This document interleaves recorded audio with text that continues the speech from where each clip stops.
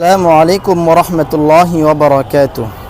প্রিয় দর্শক, আজকে আপনাদের সামনে কোরআনের ছোট্ট একটি আমল নিয়ে হাজির হয়েছি। সূরাতুল ইখলাস 3 বার পড়ে আপনি যদি কাউকে বশ করতে চান, আপনার ভালোবাসার জন্য পাগল করতে চান, অবশ্যই করতে পারবেন।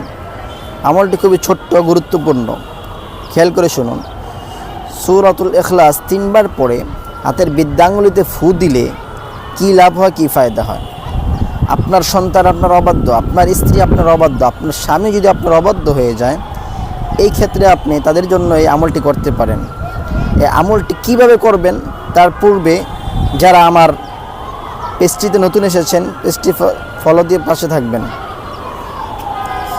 প্রথমত আপনি সূরাতুল ইখলাসটা পড়ার পূর্বে ইস্তেগফার করবেন 3 বার, এরপর দুরূদ শরীফ পাঠ করবেন 3 বার।